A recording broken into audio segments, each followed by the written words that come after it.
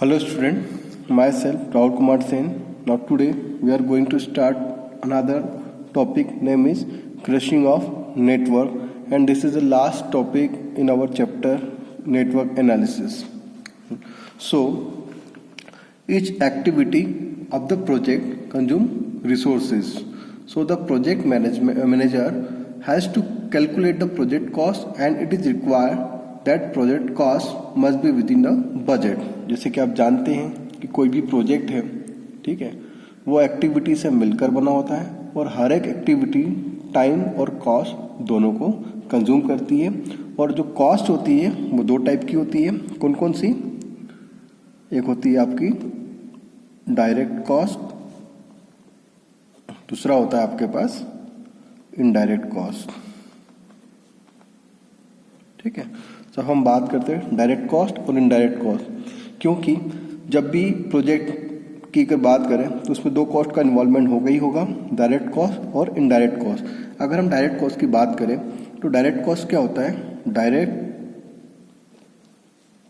Cost का जो involvement होता है, तो direct cost is that types of cost which depend on the resources involve in the project, just like main, machine and material. जब भी हम डायरेक्ट कॉस्ट की बात करते हैं तो कोई भी प्रोजेक्ट में ये तीन चीज़ें होती हैं डायरेक्ट कॉस्ट में, मेन, मशीन और मटेरियल, जहाँ पे हम इनको कंसीडर करना होता है। और अगर हम बात करें इनडायरेक्ट कॉस्ट, तो इनडायरेक्ट कॉस्ट दो कॉस्ट से मिलकर बनी होती है। एक होता है आपका फिक्स कॉस्ट और दूसरा होता है आपके पास वेरिएबल कॉस्ट। ठीक है, अब अगर मैं सबसे पहले बात करूं इनडायरेक्ट कॉस्ट, सो जैसे डायरेक्ट कॉस्ट में क्या होता है कि कोई भी प्रोजेक्ट जब हम स्टार्ट करते हैं तो उसमें हम जब भी starting beginning of the project हमको इन तीन चीज़ों को कंसीडर करना होता है, लेबर कॉस्ट, मशीन कॉस्ट और मटेरियल कॉस्ट। और जब भी इनडायरेक्ट कॉस्ट की बात करते हैं तो ये प्रोजेक्ट की प्रोग्रेस के बिना या उसके अभाव में होती है। तो फिक्स कॉस्ट वो कॉस्ट होती है जिसमें क्या होता है कि fix cost such as licence fee, rent, general expenses, जो कि हम प्रोजेक्ट में कंसीडर करते हैं, उस कॉस्ट को बोलते हैं हम फिक्स कॉस्ट। ठीक है, और वेरिएबल कॉस्ट वो कॉस्ट होती है जो कि प्रोजेक्ट की प्रोग्रेस पर डिपेंड करती है। ठीक है, और फिक्स कॉस्ट प्रोजेक्ट की प्रोग्रेस पर डिपेंड नहीं करती है, क्योंकि फिक्स कॉस्ट में तो जो आपका जो खर्चा है, जैसे कि मान लो लाइसेंस की फ़ी है, लाइसेंस फी है, आपका रेंट है, वो तो क्या होगा? फिक्स ही होगा। लेकिन वेरिएबल कॉस्ट में आप प्रोग्रेस के साथ उसकी कॉस्ट भी क्या होगी? वो बढ़ती जाएगी। ठीक है, जैसे कि अगर हम बात करें तो वेरिएबल कॉस्ट में क्या क्या हो सकता है आपका? कैपिटल इन्वेस्टमेंट, इंटरेस्ट, ठीक है, ये सब कॉस्ट आती है आपकी वेरिएबल कॉस्ट में। ठीक है, अब अगर मैं प्रोजेक्ट की कॉस्ट की बात करूं या ऑप्टिमम कॉस्ट की बात करूं, क्योंकि हमारा जो मेन एम क्या है कि जो भी प्रोजेक्ट की जो कॉस्ट हो वो क्या होनी चाहिए? ऑप्टिमम होनी चाहिए, और उसका जो ड्यूरेशन है वो भी क्या होना चाहिए? ऑप्टिमम होना चाहिए। क्योंकि अगर मैं कॉस्ट स्लोप की बात करूं तो कॉस्ट स्लोप को मैं एक ग्राफ से समझ सकते हैं। तो ग्राफ को समझने के लिए मैं आपको बताना चाहूँगा, इस ग्राफ के थ्रू हम समझ सकते हैं। जैसे कि डायरेक्ट कॉस्ट की बात करता हूँ तो डायरेक्ट कॉस्ट क्या होता है? बिगिनिंग में तो ये बहुत ज़्यादा होती है। ठीक है, जैसे कि मेन, मशीन, मटेरियल, जब हम बात करते हैं प्रोजेक्ट के स्टार्ट में तो ये कॉस्ट बहुत ज़्यादा होते हैं, और समय के साथ जैसे जैसे आपका टाइम बीतते जाता है तो ये कॉस्ट क्या होती जाती है? कम होते जाती है। ठीक है, तो ये होता है आपका डायरेक्ट कॉस्ट। और इनडायरेक्ट कॉस्ट क्या होता है कि जैसे जैसे समय प्रोजेक्ट का कंज्यूम होते जाता है, ये कॉस्ट भी क्या हो जाती है? इंक्रीज हो जाती है। ठीक है, तो अब हम यहाँ से समझ सकते हैं इस ग्राफ से कि हमें ऑप्टिमल कॉस्ट और ऑप्टिमल टाइम को शो करना होता है। ठीक है, so when the total project cost curve is draw, the total cost will have minimum value at certain point of time। तो किसी भी पॉइंट के सर्टेन टाइम पर ये वैल्यू यहाँ पर क्या होती है, मिनिमम होती है, ठीक है, and that point of time is called optimal time, right, and corresponding cost is called optimal, corresponding time is called optimal time, ठीक है। सो कॉस्ट क्या होगी आपकी, ऑप्टिमम होगी इस पर्टिकुलर पॉइंट पर, और इस पर्टिकुलर पॉइंट पर जो टाइम होगा वो क्या होगा आपका, ऑप्टिमल होगा, ठीक है। तो इस तरह हम इस ग्राफ को समझ सकते हैं। अब ये जो लाइन दे रखी है स्ट्रेट, ये होती है आपकी इनडायरेक्ट कॉस्ट।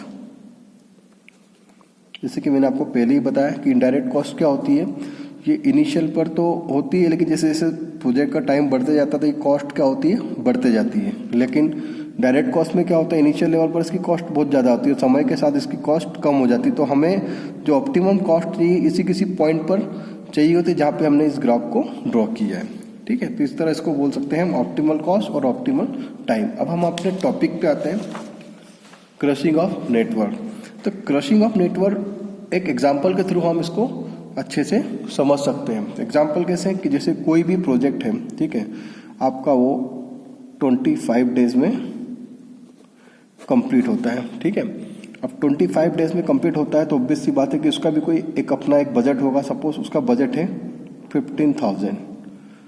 15,000 की कॉस्ट मीन्स उसकी कीमत या उसकी लागत से ये प्रोजेक्ट आपका कंप्लीट होता है। कोई भी प्रोजेक्ट, जिसको मैंने बोल दिया एक्स प्रोजेक्ट बोल दिया, ठीक है, वो 25 डेज में कंप्लीट हो रहा है और उसकी टोटल कॉस्ट कितनी हो रही है, 15,000। अब मैं इस प्रोजेक्ट को 25 डेज की बजाय 20 डेज में कंप्लीट करना चाहता हूँ, ठीक है, ठीक है। अब इस प्रोजेक्ट को एक्स को 25 डेज की बजाय मैं 20 डेज में कंप्लीट करना चाहूँगा, तो ऑब्वियस सी बात है कि प्रोजेक्ट में एक्टिविटी होती है और हर एक एक्टिविटी का अपना एक टाइम और एक कॉस्ट होता है, ठीक है। अब जब 25 डेज में उसकी जो टोटल जो उसका नॉर्मल टाइम था, उस ड्यूरेशन में उसकी टोटल कॉस्ट कितनी है, 15,000 है। अगर मैं इसको 20 दिन में कंप्लीट करना चाहूँ तो ऑब्वियस सी बात है कि मुझे उसमें कुछ एक्स्ट्रा रिसोर्सेज का यूज़ करना पड़ेगा, जिससे उसकी कॉस्ट पर असर पड़ सकता है और ये हो सकता है कि 15,000 की बजाय 20,000 में कंप्लीट हो। क्यों? क्योंकि ऑब्वियस सी बात है कि जब आप उसके डेज को कम कर रहे हो, मीन्स उसको क्रश कर रहे हो उसके टाइम को, तो उसमें आपको कुछ एक्स्ट्रा रिसोर्सेज का यूज़ करना पड़ेगा, एक्स्ट्रा मटेरियल का यूज़ करना पड़ेगा, एक्स्ट्रा लेबर का यूज़ करना पड़ेगा और एक्स्ट्रा मशीन्स का यूज़ करना पड़ेगा, ठीक है। तो उस बेस पर उसकी मतलब उसका समय, उसका टाइम तो कम हो जाएगा, लेकिन उसका बजट क्या हो जाएगा, बढ़ जाएगा। सो उस चीज़ को देखते हुए हमें कुछ ऐसा देखना है, कुछ ऐसा अल्टरनेट ऑप्शंस निकालना है जिससे हमें क्या हो, कॉस्ट भी उसके बजट में हो और टाइम भी हम उसको कम कर सकें। तो सबसे पहले अगर कॉस्ट स्लोप का जो फॉर्मूला होता है, तो कॉस्ट स्लोप का अगर फॉर्मूला अगर हम लिखते हैं तो वो फॉर्मूला कैसे होता है। अब कॉस्ट स्लोप की बात करते हैं तो कॉस्ट स्लोप का जो फॉर्मूला होता है वो होता है आपका कॉस्ट अपॉन टाइम, ठीक है। अब कॉस्ट दो तरह की हो सकती है। पहली कॉस्ट, ये जो कॉस्ट थी ये नॉर्मल थी, और अब जब मैंने इसको 25 की बजाय 20 डेज मीन्स 5 डेज से रिड्यूस करता हूं, तो अब ये जो कॉस्ट हो गई, ये कौन सी कॉस्ट हो गई, क्रशिंग कॉस्ट, ठीक है, ठीक है। तो ये जो कॉस्ट है, पहले ये 15,000 ये नॉर्मल कॉस्ट और ये 20,000 ये क्रशिंग कॉस्ट। और जो समय की बात करते हैं तो नॉर्मल टाइम क्या था, 25 डेज, और क्रशिंग टाइम कितना है, 20 डेज। तो फॉर्मूला क्या हो जाएगा, कॉस्ट स्लोप की बात करें तो कॉस्ट स्लोप, तो क्रशिंग टाइम ज़्यादा होगा, ठीक है, क्योंकि 25 से अगर 20 डेज में इसको कंप्लीट करते हैं प्रोजेक्ट को, तो ऑब्वियस सी बात है कि इसको क्रश कर रहे हैं तो आपकी जो बजट है मीन्स कॉस्ट है वो क्या होती है, इंक्रीज होती है। तो मैं इसको इस तरह लिख सकता हूँ, सी का मतलब होता है crushing cost minus normal cost, वो होता है आपका CN, ठीक है। और अपॉन टाइम की बात करूं तो टाइम क्या हो जाएगा आपका, ये हो जाएगा, अब टाइम नॉर्मल टाइम ज्यादा होगा TN, और माइनस क्रशिंग टाइम क्या होगा, कम होगा। तो कॉस्ट स्लोप का फॉर्मूला क्या हो गया, CC minus CN upon TN minus TC। CC means crushing cost minus normal cost upon normal time minus normal cost. तो इस फॉर्मूले के हेल्प से हम नेटवर्क में जो भी एक्टिविटी है, और एक्टिविटी में कौन सी एक्टिविटी, जहाँ जो क्रिटिकल एक्टिविटी वो एक्टिविटी जहाँ पर डिले को हमको कंसीडर नहीं करना होता है, उस बेस पर कॉस्ट स्लोप निकालते हैं, और कॉस्ट स्लोप निकालते हुए हम क्रशिंग ऑफ नेटवर्क की प्रॉब्लम को सॉल्व कर सकते हैं। तो ये हो गया आपका क्रशिंग ऑफ नेटवर्क। तो ये आपका formula cost slope equals to CC minus CN upon TN minus TC।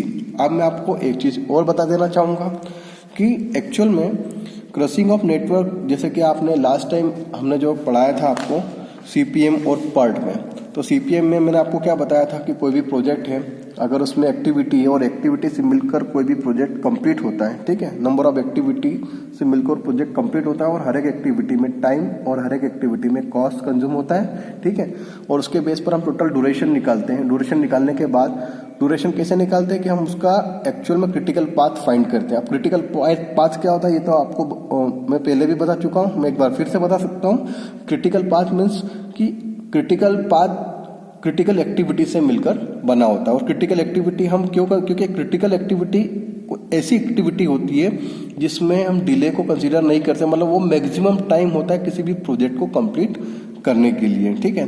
अब जब भी आप नेटवर्क को आपको क्रश करना होता है, मीन्स टाइम को कम करना होता है, तो आप पूरे नेटवर्क में जो दूसरी नॉन क्रिटिकल एक्टिविटी है उसको तो आप रिड्यूस नहीं कर सकते हैं। तो हमें क्या करना होता है, जो क्रिटिकल एक्टिविटी जो होती है जिसमें हमें जिस एक्टिविटी में सबसे ज़्यादा टाइम कंज्यूम होता है वहाँ पर हम उसको अगर रिड्यूस करें तो आप अपने ओवरऑल प्रोजेक्ट पे जो बजट और टाइम दोनों का ऑप्टिमाइज कर सकते हैं। तो with the help of this cost slope we can reduce our cost of project network of the project, ठीक है। तो उम्मीद करता हूँ कि आपको ये कॉस्ट स्लोप है ये समझ में आ गया होगा।